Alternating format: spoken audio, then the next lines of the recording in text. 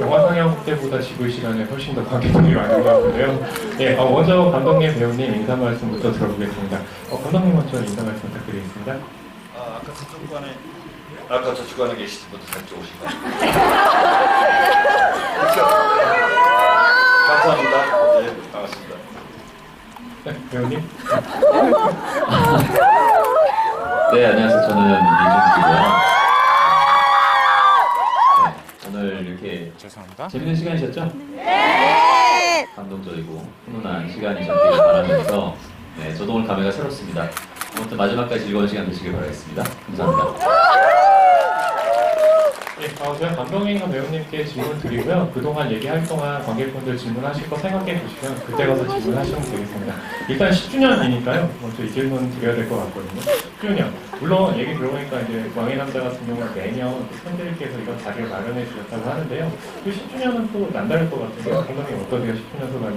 예, 그 해마다 우리 왕의 남자 팬클럽 분들께서 1년에 한 번씩 12월 달에 이런 행사를 가져왔는데 드디어 오늘 10회를 맞이해서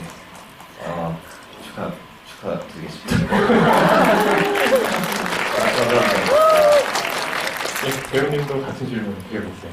네, 10주년이라니 믿기지 않는데 상당히 기쁘고 이렇게 오랫동안 지지를 해주신 분들이 있다는 것은 아마 한국 영화 역사상 드문 일이라고 생각을 합니다.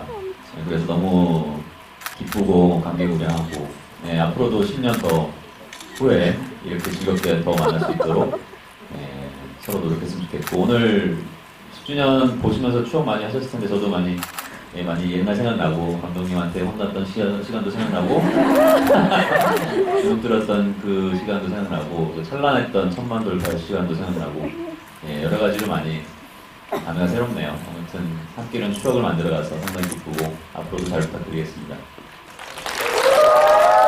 말씀 잘해요. 예, 혼났다는 얘기를 하는데 그것도 잠시 후에 들어보기로 하고요. 사실은 이제 그런 왕의 남자 같은 경우 거의 처음으로 여러 번 보는 어떤 그 영화 문화를 만들었던 게 아닌가 하는 생각이 드는데요. 뭐 그런 것들이 또 당시에 이제 천만 영화가 되는 계기가 되기도 했는데, 사실 당시에 감독님도 그렇고 배우님도 그렇고 천만 영화라는 건 처음이었잖아요. 뭐 지금처럼 또 천만 영화가 자주 나오는 분위기도 아니었고, 당시 그 기분은 어떤가요? 특히나 이 왕의 남자 같은 경우는 이제 개봉하기 전에 이제 보통 이제 관계자 시사나 기자 시사 뭐 이런 거 하잖아요. 그거 했을 때 이제 중론이 봤던 모든 사람이 300만, 200만에서 300만 정도를 봤어요. 그래서 거기에 맞는 개봉을 사이즈를 이렇게 한 거죠. 개봉날 아마 극장이 200몇십 개인가 개봉을 했었어요. 물론 그 앞에 왕의 남자가 훨씬 주목받던 작품들이 있었죠. 태풍이나 킹콩이나 그다음에 뭐 청년도 있고 막 훨씬 제작비가 많이 들어간 주목받던 작품 사이에 이렇게 섞어봤는데 갑자기 천만 돼가지고 그거는 글쎄 뭐 그 1년을 뭐 기억이 안 날 정도로 놀라운 현상이었어가지고 아주 특별했습니다. 배우님께는 어떠셨나요? 그러니까 처음으로 이렇게 좀 중요한 역할을 맡기도 하셨고 또 그 작품이 또 천만 영화가 됐다는 거, 배우 입장에서는 어떤 기분이었나요? 저는 일단 뭐 캐스팅 됐다는 자체에서 인생의 큰 목적을 달성했다 싶을 정도로 정말 저는 그 당시에 너무 신인이었고요. 첫 배우로서 첫 걸음을 디딜 때라 뭐 저는 캐스팅 순간에도 너무 기뻤고요. 천만 대 사실 뭐 그걸 느끼고 뭐 기억할 정도의 여유가 없었어요. 그래서 정말 구름 위에 붕뜬 기분이었고 너무 감사했죠. 너무 감사하고 이런 날이 내 인생에 오나 싶을 정도로 관객분들께 너무 감사했죠. 이게 이제 연극 2라는 작품이 이제 원작이잖아요. 이 작품을 영화할 어떤 좀 그런 결심했던 어떤 계기가 있었나요, 감독님께서는? 이전에 제가 사극을 먼저 찍었던 게 황산벌이에요. 황산벌이라는 영화가 너무나 독특한 영화여가지고 관객들이 좋아하시는 분들은 굉장히 좋아하시는데 취향이 안 맞는 분은 뭐 이런 영화가 다 있어 뭐 그런 호불호 때 호불호가 갈렸는데 그 다음에 여러 작품을 준비하다가 제작사에서 이제 우리 여기 장원석 대표가 있는지 모르겠는데 제작 실장 역할을 맡은 친구가 영국이라는 작품을 저한테 소개를 했는데 저는 영국이라는 작품을 알지 못했었어요. 보지도 못했었고 그렇다면 그거 괜찮아? 그러면 한번 극본을 한번 구해와봐. 그래서 서점에서 이제 그 희곡을 읽어봤죠. 이거 보는데 잘 모르겠어요. 근데 모르겠는데 뭔가 이렇게 모르니까 더 궁금하고 또 의욕이 앞서는 그런 게 있어. 이거 한번 해보자. 그래서 이제 연극도 안 보고 그냥 그 희곡 대사만 있는 그걸 가지고 각색을 해가지고 하게 됐는데 어쨌든 황선불과는 좀 많이 그 톤의 매너가 다른 영화를 만드는 욕구가 있었고 그 결과 놀라운 성과를 내서 사실 그 왕양도 이전에는 60년대, 70년대에나 사극들이 많았지 80년대, 90년대에는 사극이 정말 그리 없었어요.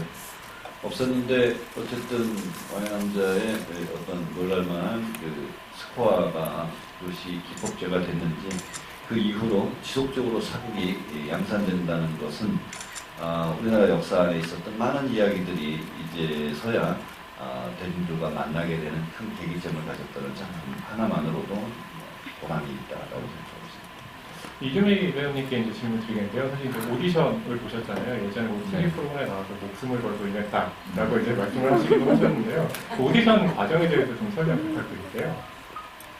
네, 드라마틱하게 좀 보이고 싶어서 목숨을 걸었다고 했는데 네, 물론 이제 절박했어요. 왜냐하면 너무 하고 싶은 작품이었고 기존에 뭐 감독님께서도 방금 언급을 하셨지만 연극 2라는 작품이 관객들에게도 상당히 그 높은 퀄리티의 작품이다라는 게 정평이 나 있어서 이런 작품에 공길이란 특히 뭐 정말 메인캐스트 공길 역할을 내가 할 수 있을까? 네, 그런 생각을 했었죠. 그래서 이 작품을 내가 한다면 정말 배우로서 정말 크게 성장할 수 있고 나아갈 수 있는 기회가 되겠다 그런 생각이 들었기 때문에 저뿐만 아니라 어떤 배우분들이라도 그렇게 하셨을 것 같아요. 그래서 저는 정말 이 작품을 좀 갖고 싶었고 공기라는 캐릭터를 연기하고 싶었죠. 그래서 아까도 말씀드렸다시피 1000만 돌파 때만큼이나 기뻤던 때가 캐스팅 순간이었고 그 당시에는 특히 뭐 1000만 이 영화가 1000만을 돌파한다 이런 생각 아무도 못 하셨잖아요. 특히 뭐 감독님께서도 그랬었고 그래서 저는 그 흥행적인 측면보다는 진짜 배우로서 제가 배우 인생을 시작하는 데 있어서 가장 큰 가치를 선사해 줄 수 있고 가르쳐 줄 수 있는 기회가 되겠다. 그래서 좀 오디션에 좀 치열하게 임했던 것 같습니다. 정우정께서는 이 공길역을 캐스팅할 때 이제 오디션을 보셨는데요. 이 공길역의 어떤 그 조건이라고 할까요? 그런 배우의 조건은 무엇이었나요, 당시에는? 뭐 공길이라는 역할이 기본적으로 여장 남자 역이잖아요. 그리고 여장 남자 역이 뭐 영화적인 설정으로 우리가 꾸며낸 것이 아니고 실제 그 조선시대 후기에 남사당패라는 그 광대의 집단이 있었는데 그 남사당이라는 말뜻처럼 남자들이 절을 근거지로 돌아다니는 광대들 이게 남사당패인데 그 안에 이제 여러 가지 그 우리나라 전통의 6마당의 놀이가 있습니다. 그 중에 여자 역할을 하는 캐릭터들이 있는데 그건 꼭 남자가 있었어요. 그래서 마치 뭐 동성애적인 어떤 상업적인 목표를 가지고 공길이라는 역할을 의도적으로 만든 것이 아니고 본래 수천 년 동안 아마 이 광대 속에 있었던 문화를 반영하는데 가능하면 현대 관객들과 이렇게 좀 잘 만나질 수 있게 하기 위해서는 어쨌든 여성성이 좀 드러나는 남자 배우였으면 좋겠다. 그런 기준을 가지고 오디션을 봤는데 이준기 씨가 결과적으로는 여성성이 있는 걸로 지금 안 보이는데 오디션 볼 때에는 태권 소년이었어요. 청년이지 20살 차고니까. 근데 배우라는 것이 운명적으로 어떤 그 놀라운 그 순간을 만들어내는 계기를 갖는 때가 있어야 된다고 보는데 특히 이중이라는 배우가 별로 이렇게 여성적이지 않거든요. 근데 공길이라는 역할에 대한 자기의 어떤 그 의지가 결국에는 오디션을 채택되는데 큰 힘이 되지 않았느냐. 그리고 특히나 이제 오디션 볼 때 제가 넣은 한 몇 개 씬들이 있어요. 뭐 대사 잘하는 거, 어떤 동작 잘하는 거, 특히 뭐 장구나 뭐 이런 그 전통 공연을 해야 되니까 그래서 몸놀림도 유심히 봐야 되는데 그 중에 특히 주목해서 봤던 게 이제 윗입 아랫입 할 때 물구나무 선생님 거를 오디션 보는 모든 배우들한테 다 시켜봤어요. 시켜봤는데 가장 절묘하고 완벽하게 T자로 그 다른 그 후보들은 T자가 안 되고 O자가 되거나 Y자가 되고 그러는데 저런 정도의 어떤 자신의 몸을 컨트롤할 수 있다라는 데서는 배우가 연기를 하는 데 있어서도 아주 작은 세포 하나마저도 다 스스로 의지대로 운영할 수 있는 그런 자질을 갖고 있다라는 느낌을 감각적으로 받아서 결국엔 이뻐서 된 게 아니고 배우로서의 갖고 있는 자질에 대한 어떤 발현이 이 오디션장에서 된 것이었다. 배우님은 사실 이제 영화를 보면은 정말 준비해야 될 게 많았다는 생각이 들어요. 말씀하신 것처럼 좀 여성스러운 몸짓도 있어야 되겠지만 또 이 놀이 가는 것도 해야 되고 손으로 하는 인형극도 있고 해야 되는데 어떻게 좀 준비를 하면서 공기력에 좀 다가갔는지 그 부분이 궁금하거든요. 일단은 저는 뭐 선배님들 같이 공연을 하시는 선배님들과 같이 합숙하면서 이렇게 풍물야지 저는 장구를 배웠고 강우석 선배님이 꽹과리 배우시면서 이렇게 각자가 이제 다루는 기술들은 다 연마를 한동안 했고요. 근데 저는 그것과 좀 달라야 될 게 아무래도 선배님들께서는 그간에 이제 연기를 하시면서 축적된 노하우나 이렇게 스킬 같은 게 있으시면 저는 이제 그런 게 없었기 때문에 현장에서 도움을 많이 받아야 됐어요. 사실 또 작은 역할이 아니었고 너무 중요한 역할이었기 때문에 그래서 그런 거에 좀 더 집중을 많이 하려고 했고 근데 그걸 가장 많이 도와주신 게 이제 감독님 그리고 강호석 선배님 이제 두 분 같은 경우는 특히나 좀 많이 신경 써주신 게 감독님은 워낙에 저를 이제 아시고 강호석 선배님께서는 같이 이제 있어야 같이 정말 인생의 동반자 같은 공길이 돼야 되니까 그런 것들을 좀 엄격하게 좀 많이 가르쳐 주시고 좀 제안도 이제 걸어주시면서 좀 이렇게 배우로서 좀 더 성장할 수 있게 해주신 것 같아요.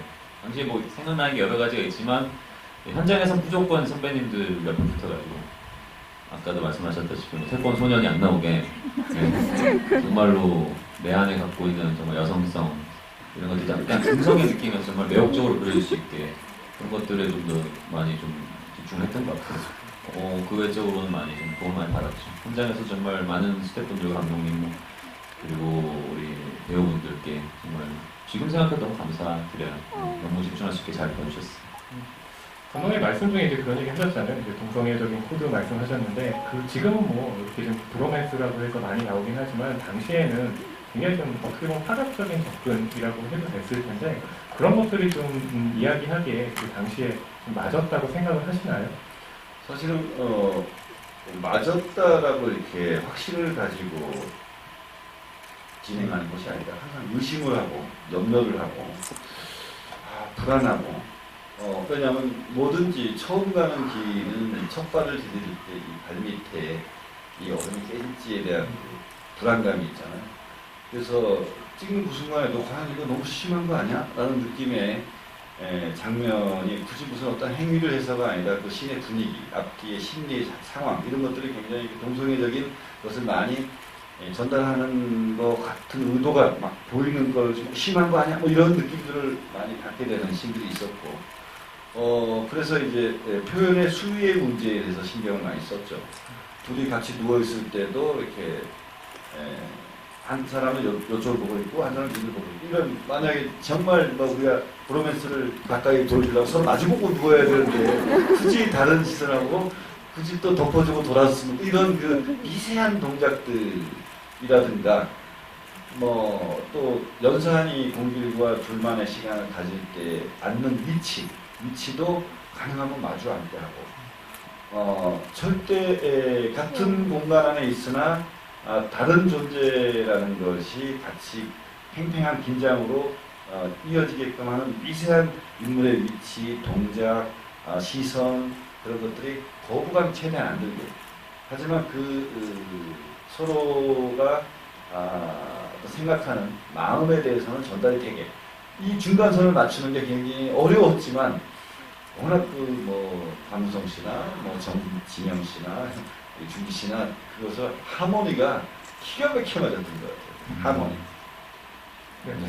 이준규님 어떠셨어요? 사실 이제 저는 또 이 영화를 보면서 궁금했던 게 공길이 장생을 바라보는 게 어떤 감정이었을까 그 연기하는 입장에서 그리고 그 감정을 잡는 것이 어떻게 보면 연기를 가장 잘할 수 있는 이 영화에서 가장 중요한 포인트가 아니었나 하는 생각이 들었는데요. 어떠셨나요? 이장 뭐 다른 게 없었죠. 저는 이게 당시에 뭐 계산을 하고 말고 할 이런 위치도 아니고 그런 능력도 안 됐으니까 그 안에서의 제가 그 인물이 될 수 있게 동화되는 방법밖에 없었는데 실제로 진짜 감우성 선배님이 현장에 가면 정말 내가 사랑하는 남자 같고 그리고 정말 진짜로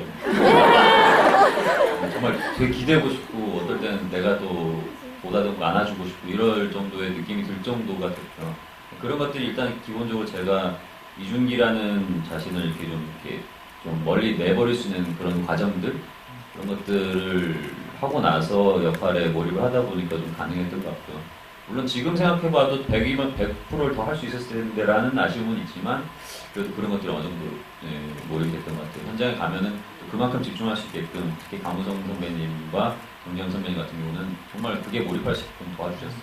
그래서 현장을 떠났을 때도 공길로서 오롯이 공길로서 생각을 하고 이렇게 뭐 말투나 몸동작 이런 것들을 행할 수 있게끔 계속 지속적으로 코치를 해주시고 또 그렇게 또 안아주시고 포용해주시고 특히 뭐 정재영 선배님도 연산의 입장에서 그렇게 해주시고 그래서 저는 뭐 정말로 말 그대로 정말 자연스럽게 그 순간에만 몰입하면 됐던 것 같아요.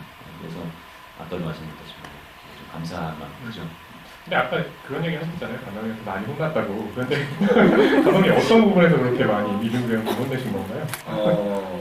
뭐 글쎄요, 내가 혼낸 건 별로 없어요. 감우성 씨가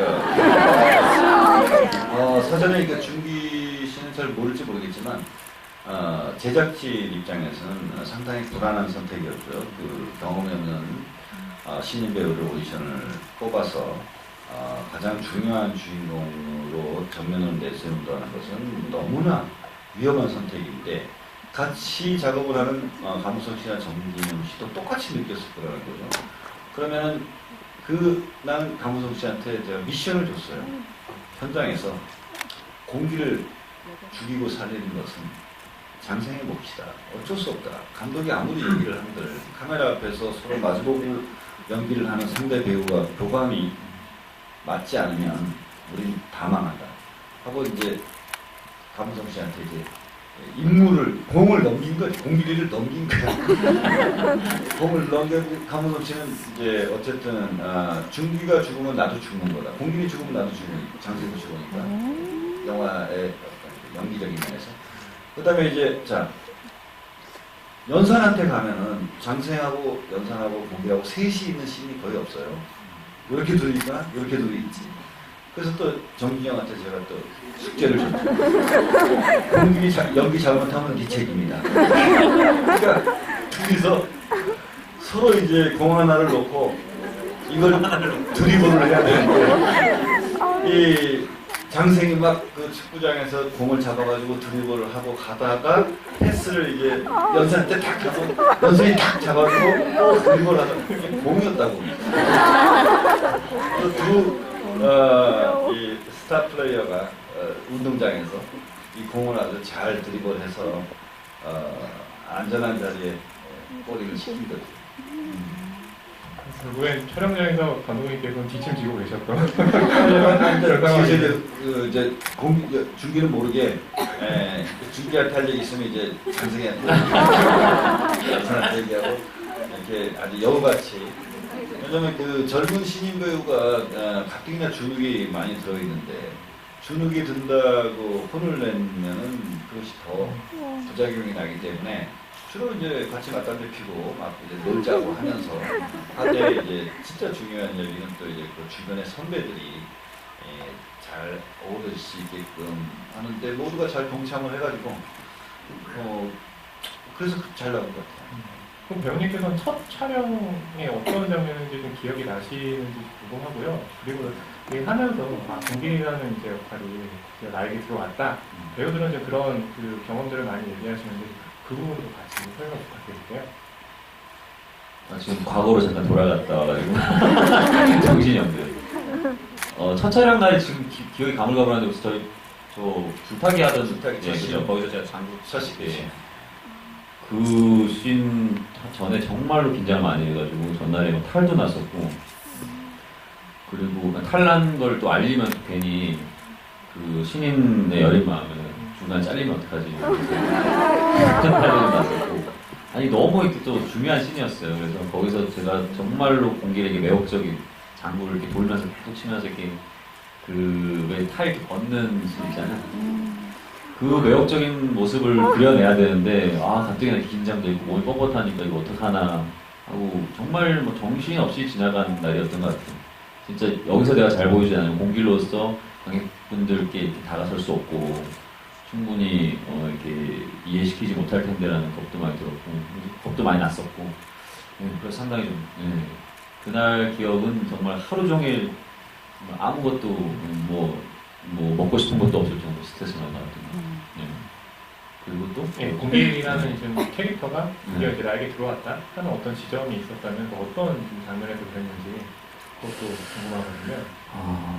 저는 글쎄요, 장생과 하는 씬들에서 점점 이렇게 빠져들었던 것 같은데 글쎄요, 저는 어느 지점인지 기억이 잘 안 나요. 그러니까 어느 순간부터 이렇게 강무성 선배님과 같이 이렇게 연기를 하면서 그 호흡이 되게 맞아떨어진 지점이 있었는데 일단은 현장에서 그 숙제를 풀어내기 이전부터 이미 강무성 선배님께서 너무 그 부분을 많이 좀 가르쳐 주시고 대본도 같이 정말 보고 이렇게 해봐라 저렇게 해봐라 하실 정도로 정말로 여러 가지 부분에서 많이 도와주셨기 때문에 계속 그걸 생각할 수밖에 없었거든요. 근데 어느 지점 부분인지 정확히 기억이 안 나지만 저도 모르게 자연스럽게 이렇게 동화가 됐던 것 같아요. 뭐 이 자리에 계시진 않지만 이제 뭐 연산군을 연기했던 정진영 배우라든지 장생역의 감우성 또 녹수 역의 강성현 배우 그 캐스팅의 어떤 좀 부분들을 염두에 두고서 그분들을 캐스팅했는지에 대해서 또 설명을 부탁드릴게요. 일단 이 캐스팅이 완성되기까지는 그 이전에 많은 우여곡절이 있었죠. 모든 영화들이 거의 다 그렇습니다. 원래 장생 역할은 강우성 씨가 아니라 누군가에게 빠꾸 맞은 공길 역시 처음에는 오디션을 뽑으려고 한 게 아니었어요. 그때 당시 좀 이렇게 인지도가 있는 유명한 배우 중에서 곱상하게 생긴 두 배우한테 다 빠꾸 맞은 거예요. 연산 역할을 아예 제가 이제 정진영이라는 배우를 제가 제작자 시절에 달마야 놀자를 통해서 그 배우에 대한 진가를 발견해가지고 그 이후로 황산벌도 했고 그 다음에 연산까지 이어지던 배우니까 아예 정진영을 딱 박아놓고 한 거고 공길과 장생을 계속 캐스팅을 무산되니까 시류에 빠져 있다가 우여곡절 끝에 강우성 씨가 해준다 해서 정말 지금도 너무너무 감사하고 자 이제 공기를 신인을 뽑아야 되는 거죠.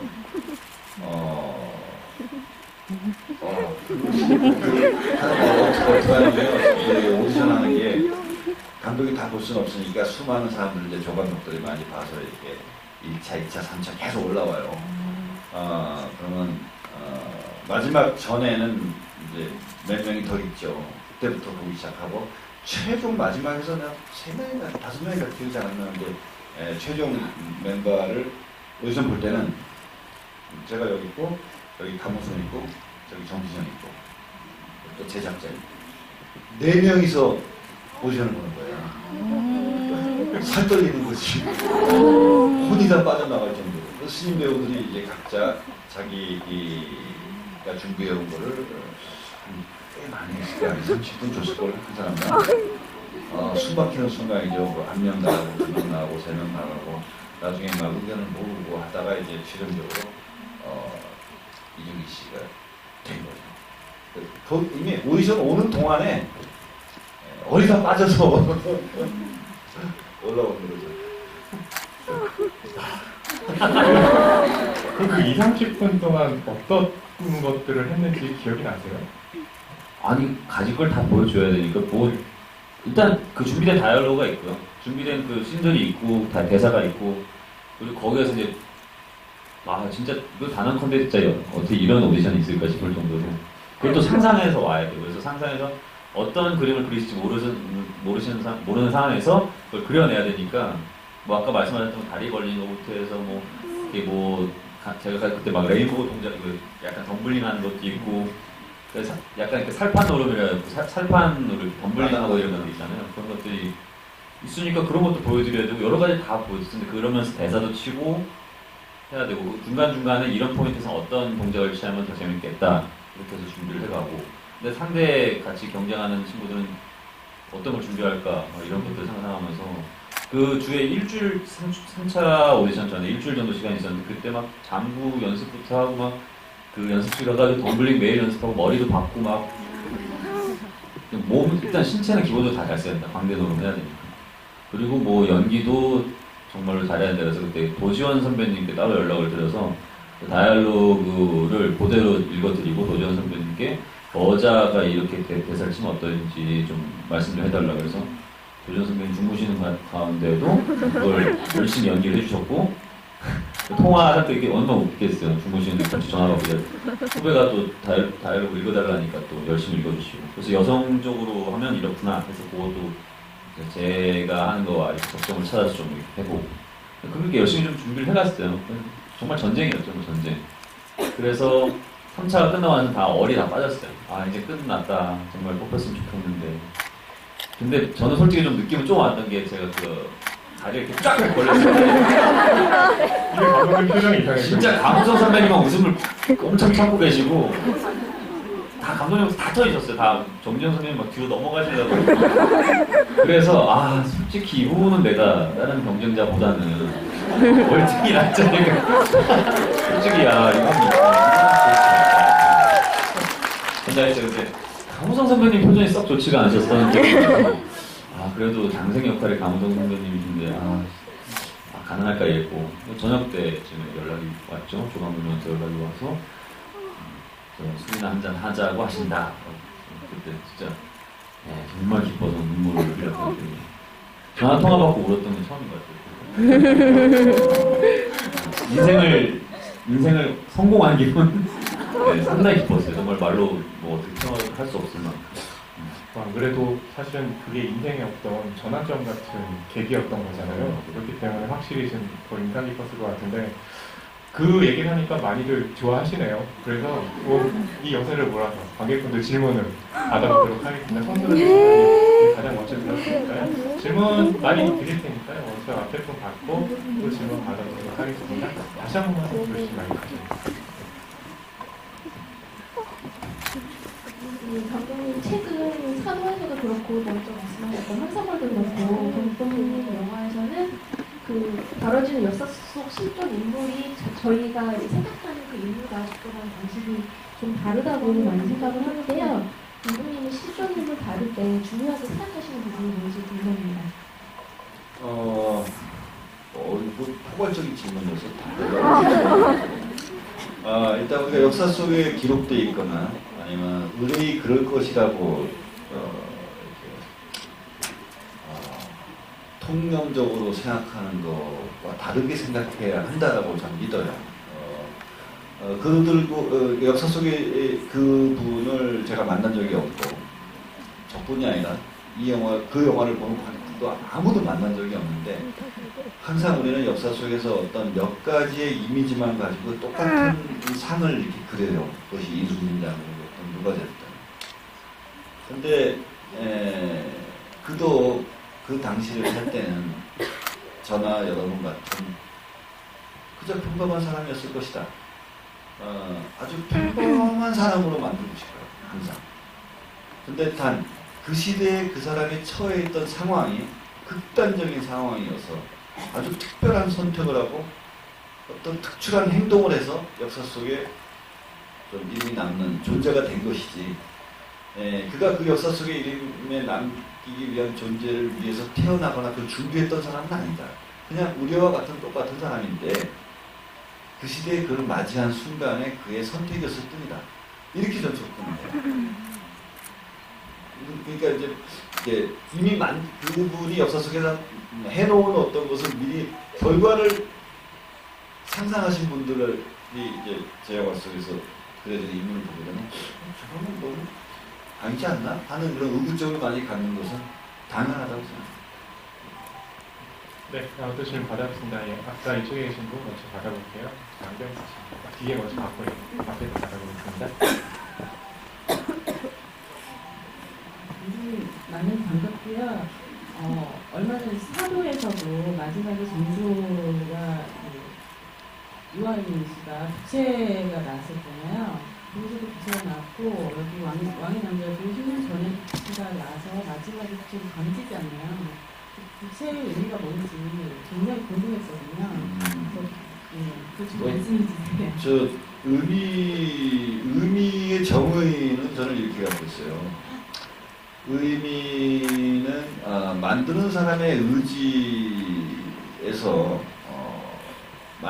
형성되는 것이 아니다. 의미라는 것은 본 사람들이 부여하는 것이다. 라는 거예요. 의미의 가치라는 거지. 만약에 어떤 만드는 사람이 야 이건 이런 의미야, 이런 의미니까 이렇게 알아두고 그러기 위해서 난 이렇게 준비했거든 하는 것은 이건 의미가 아니라 아집과 주장인 거예요. 근데 어떤 결과를 보고 본 관객들이 저는 뭔가 의미가 있을 것 같아요. 그 의미는 뭐지? 라는 그런 의문을 갖는 것. 그게 의미의 시작이라고 봐요. 저는 부채를 특별한 의미를 가지고 쓴 게 아닙니다. 근데 보신 분들이 저 부채에 의미가 있을 거야 하고 의미를 부여했어요. 그게 의미의 진정한 가치예요. 설명이 됐습니까? 선생님이 말씀하셨다니까 그 배우님께 하나 궁금한 게 그럼 배우는 이제 연기하시면서 가장 좀 이 역할이라든지 감독님의 연출에 대해서 의문을 가졌던 지점이 있다면 무엇이었을까요? 너무 돌발 질문이었나요?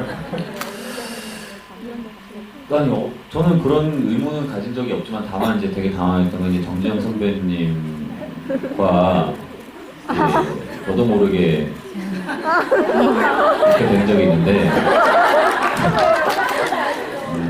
그게 무슨 의도셨는지 우리가 정지영 선배님께서 여러 번 인터뷰를 통해서 말씀을 했지만 두 분만 아셨더라고요. 현장에서 저는 전혀 몰랐고 근데 저는 그냥 찍고 났을 때 겁이 났어요 사실은. 왜냐면 이게 관객분들한테 어떻게 비춰질까 막 이랬는데 네, 그때는 좀 의문이 조금 그거 키스한 말. 그거 찍는 날 어땠냐면 사실 이게 영상과 공기이 많은 어떤 시간들이 지나서 후반부에 나오잖아요. 근데 배우 입장에서는 어떤 상대 배우와의 어떤 감정을 만들어가기 위해서 수많은 심리들이 쌓여옵니다. 그 심리는 어떤 사건과 사연을 통해서 채워진 거죠. 근데 그날 그 씬을 찍는데 사실은 키스 씬이 없었어요. 설정이 없는 거야. 시나리오도 없고. 근데 정진영이라는 배우 나한테 감독님 여기서 제가 카메라가 돌아갔을 때 어떻게 할지 나도 모를 것 같은데 혹시 키스를 입을 맞춰도 괜찮겠어요? 라고 묻는 거야. 그래서 괜찮아. 그러니까 정말 뭐라고 기억 속에 뭐냐면 입을 못 맞출지도 모르겠다. 하지만 만약에 맞히게 되더라도 놀라지 마시라. 그렇게 얘기한 거예요. 그 말뜻은 뭘 의미하는 거냐면은 배우가 영화를 계속 찍어오면서 쌓아온 진실한 감정이 있어요. 진실한 감정에 내가 충실한 순간이 왔을 때는 입을 맞추는 행동이 나올지도 모르겠다. 근데 만약에 카메라가 슉 들어갔는데 그 진실한 감정을 계속 물고 있다가 딱 쳐다봤는데 입이 안 간다. 그러면 안 가는 걸로 오케이인 거예요. 진실이 무엇이냐는 그 슛이 들어간 그 순간에 배우 안에서 충실한 것. 근데 그 씬을 찍을 때 사실 입을 맞출지도 모르겠다. 오케이. 슛 했는데 슛 보다가 딱 맞추는 거예요. 그러면 그 연기는 가짜가 아니기 때문에 그 연기가 거부감이 온다든가 뭐야 뭐 이렇게 불편하다거나 그렇지 않다는 거예요. 만약에 감독이 야 여기서 입을 맞춰줘 배우가 그런 심리와 감정이 아직 여기까지 채워지지 않았는데 맞추겠지. 알았어 어떻게 맞추지? 뭐 이제 생각을 할 거 아니에요. 계산을 하고 그러면 그 장면을 그렇게 찍었다 그러면 편집을 하다가 들킵니다. 관객들한테 저거 연기하는 거야 라는 것이 들킬 거라고 감독이 예상을 해요. 그러면 그렇게 찍어놓고도 제가 탁 편집해서 빼버리는 거죠. 관객들한테 안 보여줘야 돼. 왜? 가짜니까. 근데 그 순간에 정진영은 그 앞에 찍어왔던 모든 씬에서 봉이가 장생의 관계 속에서 맺어진 그 심리와 감정이 진심으로 입맞춤을 한 것이라는 거지. 그래서 편집에서 그대로 극장 안에 살아있는 이유예요. 배우들은 다 그렇게 해요. 실제 그 키스 러닝타임은 더 길었지 않나요? 내가 편집에서 상당히 긴 시간이었던 것 같아요. 딱 그거 가만히 왜냐면 관객들한테 만약 그 씬이 이 영화의 마지막 장면이었으면 뭐 거기서 좀 더 길게 편집을 냈겠죠. 그 다음 씬에 또 장생이가 가슴 아프게 또 봉길에 대한 안타까움을 보여줘야 되는 씬이 있기 때문에 그 씬을 짧게 갈 수밖에 없는 거다. 네, 이 자리에서 키스 시너지 말씀해 주셨고요. 10년간의 미스테리가. 네. 배우님의 의문이 풀리는 순간이었고 아까 혹시 이쪽 분 봤고요. 그리고 질문 이쪽 분 받아보겠습니다. 앞에 손 들으셨죠? 예, 여기 받고 그쪽도 질문 받을게요. 기다리세요. 감독님하고 부분인데 10년 동안 방해남자 영화 몇 번쯤 보셨는지 궁금하고요. 보통 작품을 이제 하면 그 작품을 자주 보시는 편인지 아니면 이걸 이제 좀잘 나온 거니까 나는 이제 더 이상 안 봐도 돼 이런 마음이신 건지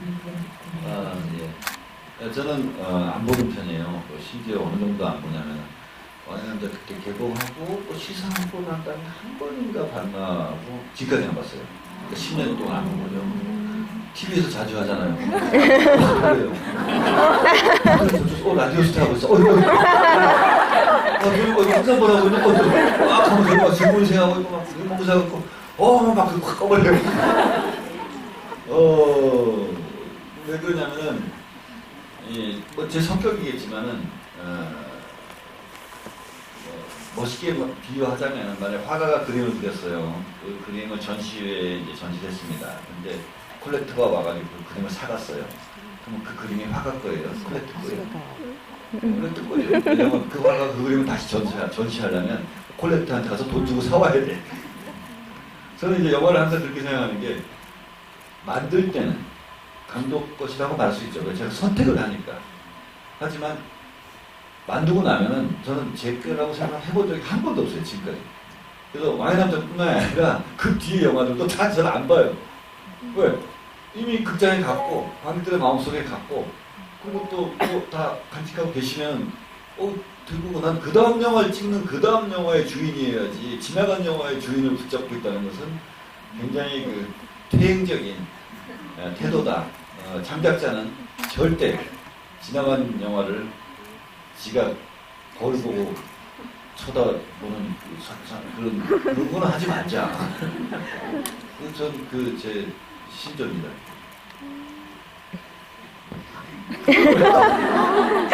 저는 보는 편인데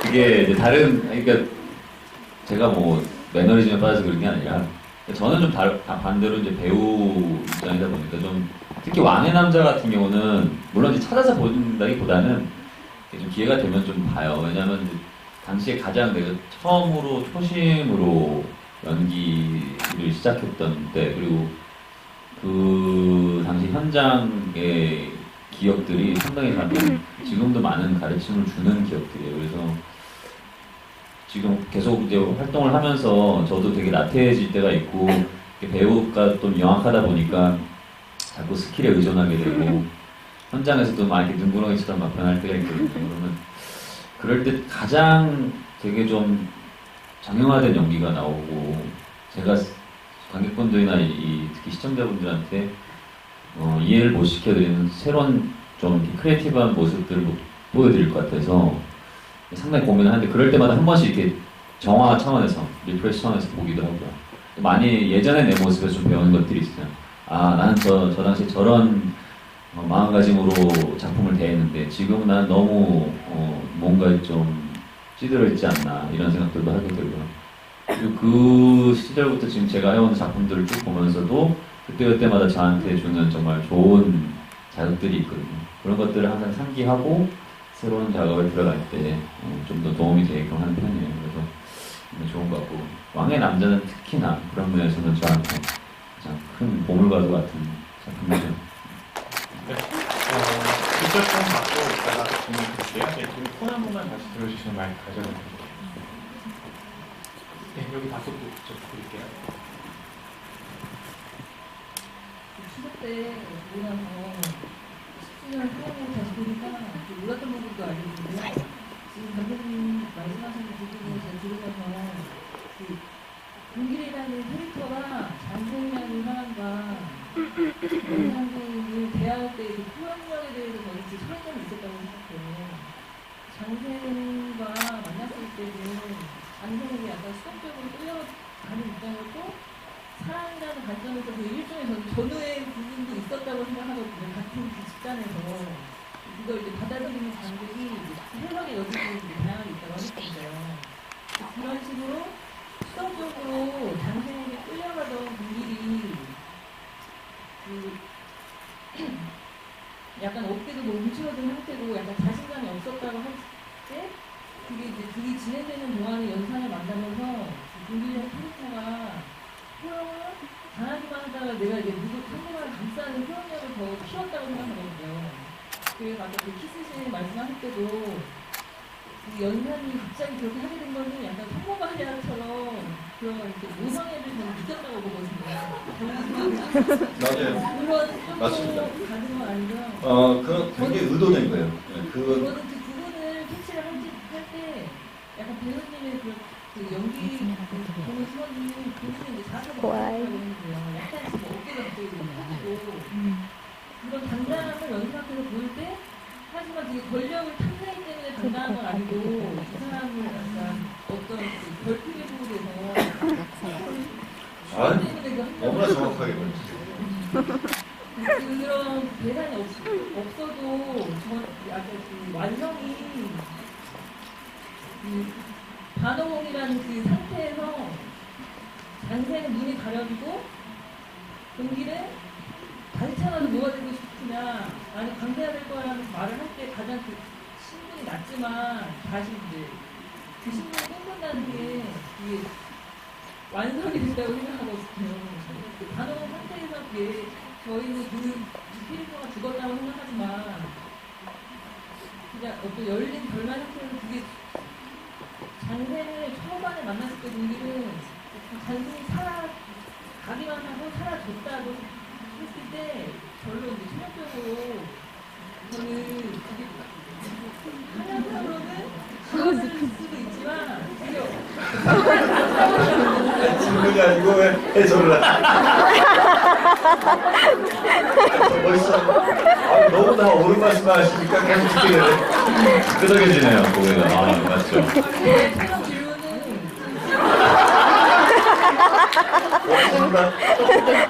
말을 났다나. 그걸 이제 연기를 하시는 동안에 약간 그 감정 번화감 같은 걸 생각하셨는지 그게 맞는데 붙여놓는 거 이외에도 계산을 못했구나. 바로 그거예요, 바로 그거.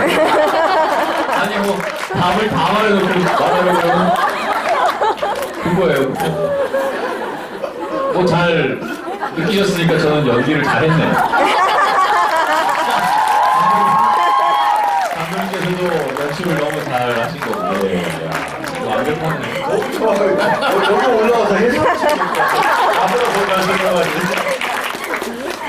좋은 질문에 좋은 대답. 눈물이 났어요. 지금. 예, 이쪽에 아까 먼저 끊으신 분, 예, 하얀 옷 왼쪽에 계신 분 예시를 받아보겠습니다. 아, 네, 너무 반갑습니다. 새벽부터 광주에서 왔는데요. 오늘 정말 이 자리가 2015년도 제 인생에 있어서 가장 최고의 날이지 않나 싶어요. 너무 감사드리고요. 제가 하고 싶은 질문은 배우님께 할게요. 배우님의 평상시의 연기를 보면 되게 눈빛 연기에 실은 제가 많이 반했거든요. 근데 그 눈빛의 모든 감정이 다 나타나서 정말 그 감정선을 잘 따라갈 수 있더라고요. 그래서 평상시에 그런 눈빛 연기에 대해서 연습을 어떻게 하시는지. 네. 네, 지금 끝입니다. 네, 감사합니다. 와. 아, 진짜 저는 그런 연습을 안 해요. 실제로도 안 하고. 그 눈으로 말하는 연기가 정말 좋은 연기라고 생각을 합니다.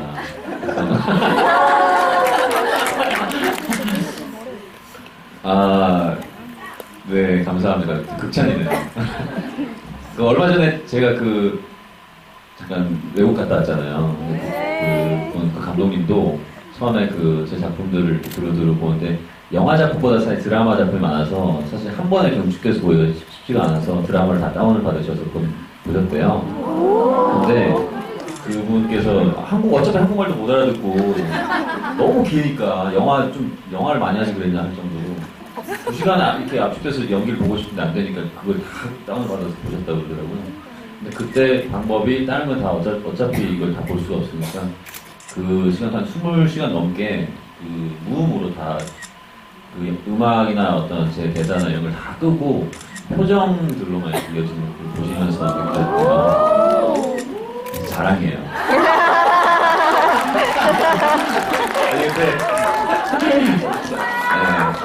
네, 이건 자랑이었고 딱히 연습하는 건 없고요. 다만 이제 그 역할에 들어갔을 때 사실은 배우가 직접 느끼는 것 그대로를 보여드려도 느끼시긴 하는데 어떨 때는 사실 저는 느끼는 관객이나 시청자분들이 고스란히 전달이 안 될 때도 있더라고요. 완전 전달.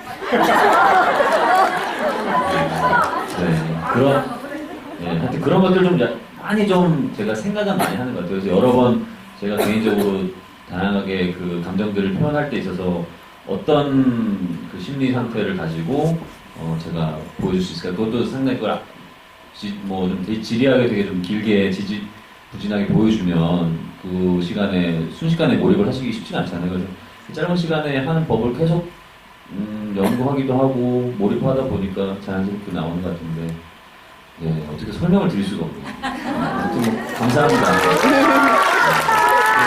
지금 이 모든 게 왕의 남자 덕분이라고 생각합니다. 질문인들 애정 표현인 듯, 보셨고요. 뒤쪽에 계신 분, 봤고요. 그리고 그쪽도 질문 받겠습니다. 그쪽도 갈게요. 잠시만 기다리세요. 말씀하시면 됩니다. 네. 감독님이 아까 이배우 보시면은 예전에는 패권 청년이라고 하셨는데 지금은 어떤 느낌으로 보이시는지 하고요. 두 번째는 질문을 하나만 해주시면 다른 분들의 질문도 좀 받을 수 있거든요. 하나만 더 할게요. 아까 지금 사도 얘기 되게 많이 하셨는데 저 같은 경우는 그 영화 사실 못 봤어요. 저희 딸이 봤는데 거기 유아인이 그 역할을 이배우를 했으면 어땠을까 하는 그런 부분으로 많다고 하더라고요. 맞아요.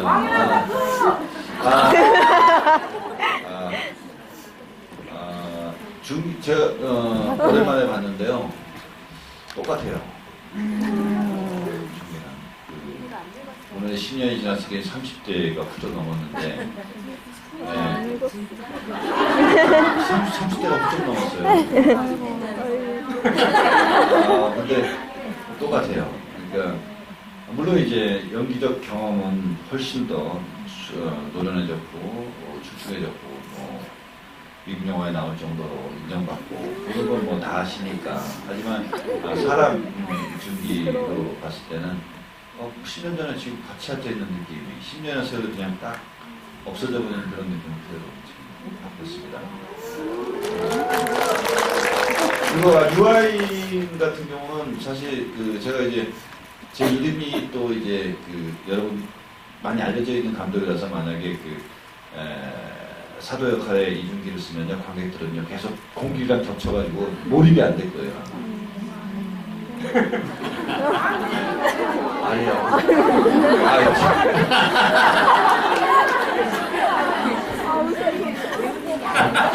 감독님하고 이렇게 지구에 몇 번 해봤는데 오늘처럼 이렇게 당황하시는 거 처음입니다.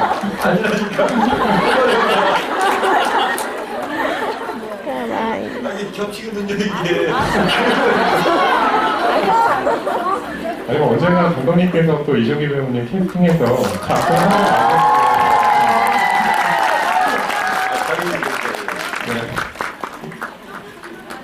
네, 받을게요. 먼저 이쪽 한번 받고요. 그리고 이쪽 넘어갈게요. 이쪽, 옆쪽에 손드신 분 계시죠? 안녕하세요. 영화 쪽으로 진로를 생각하고 있는 대학생인데요. 감독님 작품 잘 보고 있고요. 이제 다른 분들이 감독님 되게 디테일을 잘 살리는 분이라고 평을 하시잖아요. 저도 감독님 작품 보면서 그런 생각을 하고 있는데 영화를 만드시기 전에 그런 것들을 미리 다 계산을 하시는 건지 아니면 영화를 찍으시면서 자연스럽게 생각을 하시게 되는 건지 좀 궁금합니다. 영화는 감독 혼자 만드는 게 아니고요. 현장에서는 약 100명 정도, 그리고 현장 밖에서는 한 수천 명이 한 영화를 만들어요. 근데 이제 사람들은 감독이 영화를 다 만드는구나 라고 잘못 알고 있는 거예요. 감독은 많은 스태프들과 배우들이 하는 일에 대표성을 띠고 그 역할을 이제 부여받은 거예요. 감독 역할을 부여받은 건데 만약에 디테일이 좋다면 그런 감독이 잘해서 좋은 게 아니고 그 순간에 그 장면에 기여하고 있는 스태프들의 실력이 좋은 거예요.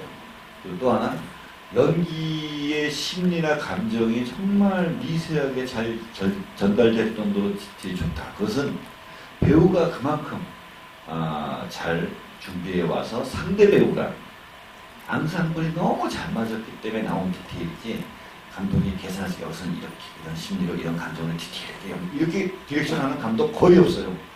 만약에 그렇게 디렉션을 해주면 그 감독은 나쁜 감독이야.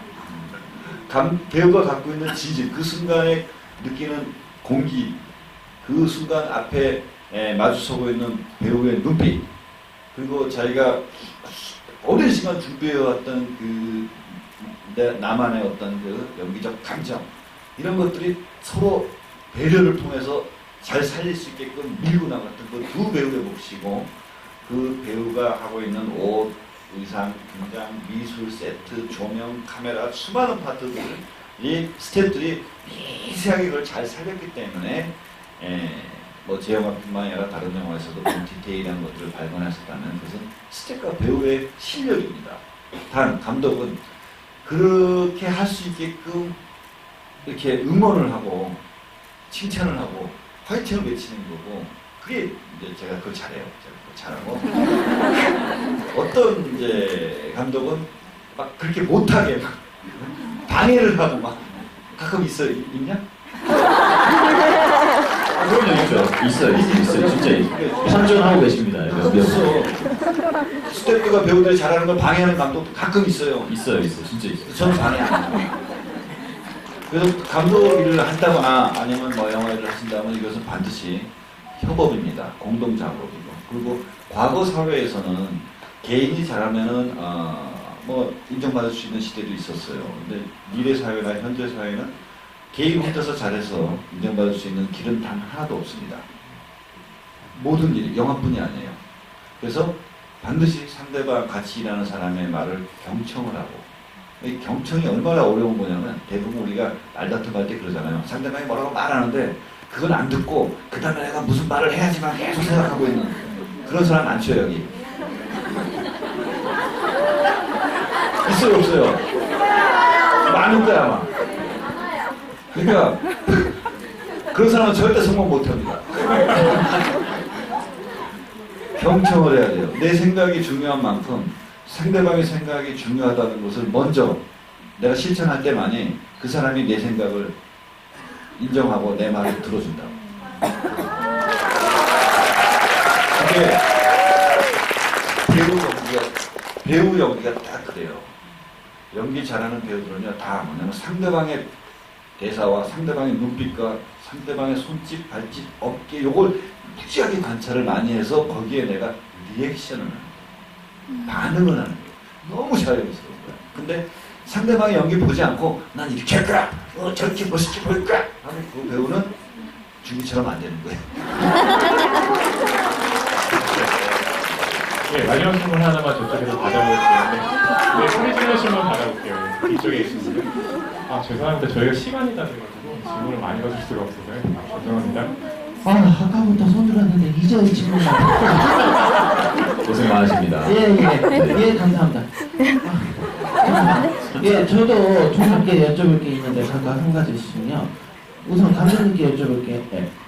예, 저 왕의 남자, 뭐 사도, 그리고 즐거운 인생 꼭꼭 다 보고 있습니다. 그런데 저는 감독님께서 메가폰 안 잡겠다고 하시다가 다른 작품 소원 있지 않습니까? 소원을 두 번이나 극장에서 보고 또 아예 DVD로 사다 놓고까지 보는데요. 예, 소원 열렬한 팬입니다. 감독님 작품 중에.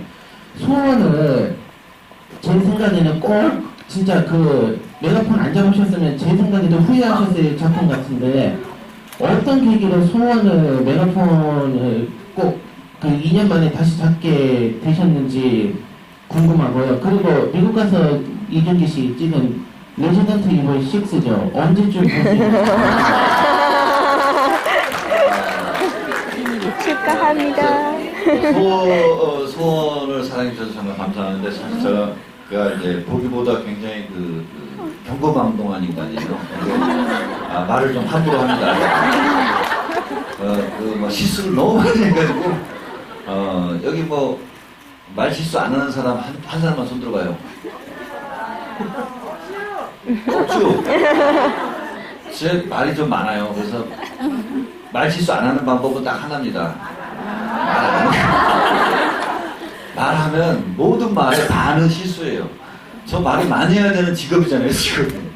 그러니까 말을 하면 반이 다 실수입니다. 근데 은퇴도 사실은 말 실수였어요.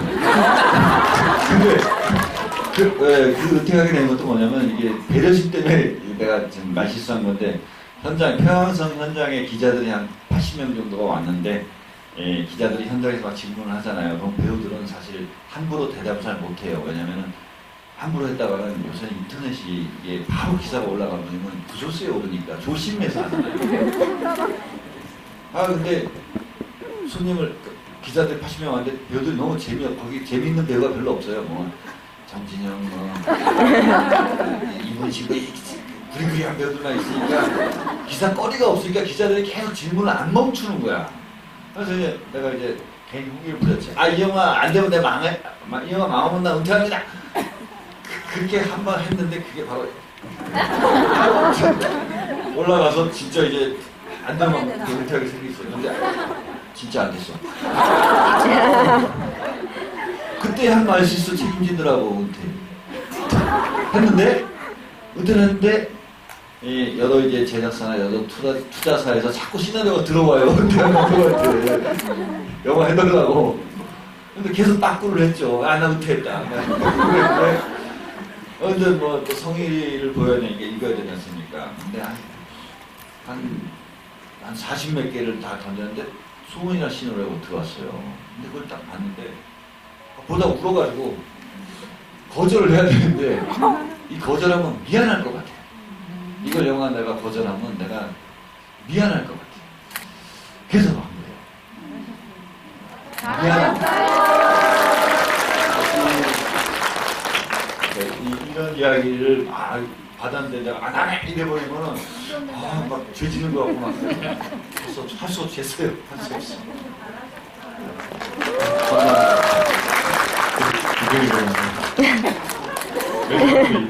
맛있어요. 저도 감독님 그때 그 인터뷰에 질문을 너무 많이 받아가지고 감독님 좀 알려야 되는 거 아니냐고. 저는 뭐 수심이 하나도 없는데 제가 그때 비슷한 얘기 했거든요. 감독님 절대 그러실 분 아닌데 좀 실수하신 것 같은데요. 야, 진짜 많이 실수하셨네요. 뭐, 예, 그랬군요. 저는 질문하셨는데 그 레지던트 이불은 너무 민망해요. 제가 그게 원래 특별 출연으로 가는 거라 제가 너무 이렇게 말을 많이 하면 괜히 좀 이상해 보여서 무서워서 욕 나니까. 그렇죠.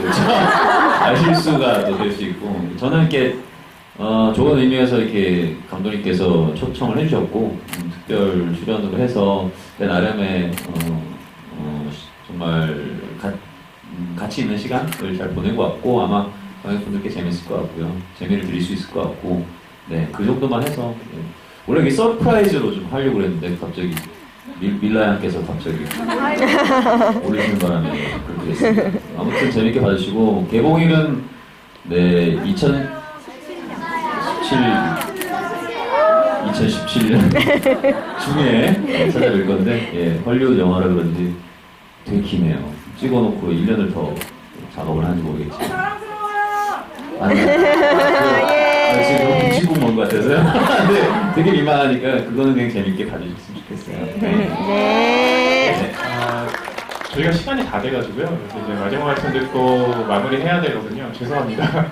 죄송합니다. 시간이 안 돼서요. 죄송합니다.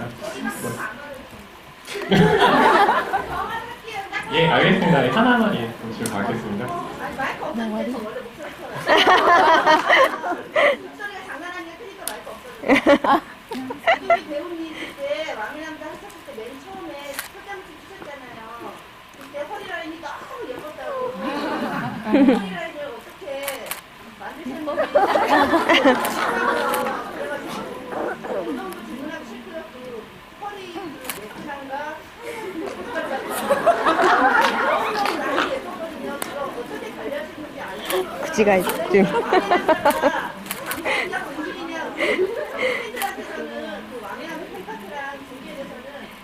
감독님이 장생을 왕의 남자를 보신 게 분명히 맞다. 타이틀 노래는 맨 첫 번째 장생이 올라가거든요. 근데 사람들이 알기로는 왕의 남자는 공길이 이준이었다 그렇게 많이 됐거든요. 그래서 강무성 배우님께 이준이 배우님도 조금 미안하실 것 같고 감독님도 솔직히 조금 미안하시죠. 갑자기 참여의 시간을 근데 공길이가 진검처럼 돼버려서 배우님이 좀 미안하시다고 했었거든요. 맞아요. 근데 항상 보면은 강훈성 선생님은 신인을 키우는 능력이 있는 것 같아요. 드라마에서도 수영 씨가 떴거든요. 강훈성 씨보다. 그래서 항상 제가 이준희 배우를 좋아하지만 수영 씨를 좋아하지만 강훈성 씨께서 항상 남을 받쳐주고 본인이 좀 원래는 그런 경향이 있더라고요. 그래서 미안한데 강훈성이 조금 미안하시지 않을까 물어보시고요. 뭐 허리라인 어떻게 봐요? 팬들 사이에서는 좀 궁금해요. 궁금하더라고요.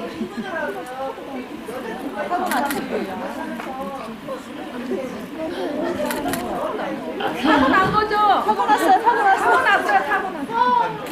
마지막 질문에서 진짜 기대 많이 했는데 네, 좋은 질문 감사합니다. 네, 원초적인 생각을 갖고 살면 될 것 같아요. 그때는 일단 감독님께서는 어쨌든 그 공길의 미가 좀 관객들한테 어필이 됐으면 좋겠다라는 거를 감독님이 말씀하셨어요. 그래서 뭐 여러분들이 하시는 필라테스 동작들을 이렇게 좀 허리 세우고 이렇게 하면서 이렇게 허리 쪽이 약간 이게 뭐 물론 뭐 복근이 있으면 좋겠지만 복근보다 이 뒤태가 이렇게 싹 뭔가 이렇게 섹시한 느낌이 나더라고요. 이렇게 거울 보고 샤워를 하고 나오는데 이게 보니까 이게 허리 쪽 볼이 이렇게 쫙 이게 남자의 섹시함보다 약간 뭔지 아시죠? 여자의 어떤 힙 라인부터 해서 이렇게 쫙 올라오는 그것이 저의 몸에서 감지가 된 거죠. 그래서 그때부터 여기를 한번 집중적으로 들고 파야겠다 해서 필라테스 동작 하면서 이렇게 허리 라인에 꼿꼿이 하고 촬영 현장 가서도 롤 돌았을 때 바로 이렇게 슛 들어갔을 때 허리를 쫙 꼿꼿이 해서 여기 힘을 엄청 줬던 기억이 나요. 그래서 여기 딱 돌고 카메라에 잡힐 때쯤에 그 라인을 볼 수 있게 현장에서도 그렇게 좀 신경을 썼습니다. 네. 지금 좀 끝장나죠. 좋은 상태를 유지하도록 노력하겠습니다. 그거는 제가 마지막으로 여쭤보고요. 네. 감독님 말씀 들어보도록 하겠습니다. 뭐 아까 말씀하신 대로 미안한 마음 뭐 당연히 있죠. 하지만 미안한 마음보다 사실은 고마운 마음이 더 크죠. 왜냐하면 감우성이라는 배우는 상대역을 더 빛나게 하는 너무나 멋지고 훌륭한 배우이기 때문에 미안하기보다는 더 고마워해야 한다라고 생각을 해요. 저도 진짜 감사드리는데 그때 강우성 선배님께서 해주셨던 말씀이나 그 배우로서 어떤 캐릭터에 접근하는 방식들 이런 것들이 지금도 제가 고스란히 쓰고 있어요. 그래서 그런 것들이 아마 지금 뭐 저의 작품을 봐주신 분들은 그래서 좀 더 그런 제가 좋은 캐릭터를 만들어내는 부분들을 보실 수 있는 거고요. 그래서 저는 지금도 너무 감사드리고 그런 능력 아무나 갖고 있는 거 아닙니까? 네, 그럼 마지막으로요. 마지막 말씀과 함께 아까 좀 질문해 주셨는데 앞으로 좀 계획도 같이 여쭤보겠습니다. 먼저 감독님부터 말씀해 주세요. 저는 이제 내년 2월 18일 날 그 동주라는 영화를 또 개봉을 해요. 저는 부지런한 편이라서 사도 끝나자마자 바로 찍어가지고 이거는 흑백 영화입니다. 저예산 영화고요. 윤동주, 시인 윤동주의 그 인생의 어떤 한 부분을 흑백 영화로 찍어서 그때 혹시 뵐 수 있으면 또 뵙겠습니다.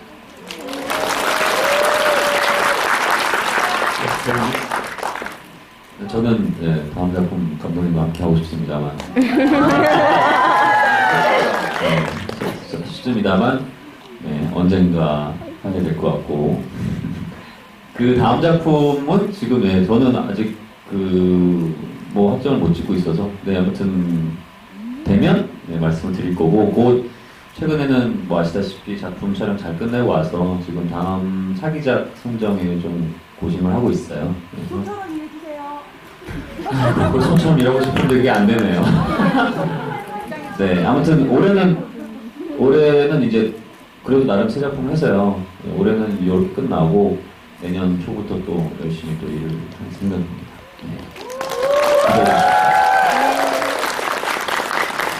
끝까지 잘 해주셔서 감사드리고요. 다시 한번 감독님, 배우님께 큰 박수 부탁드리겠습니다.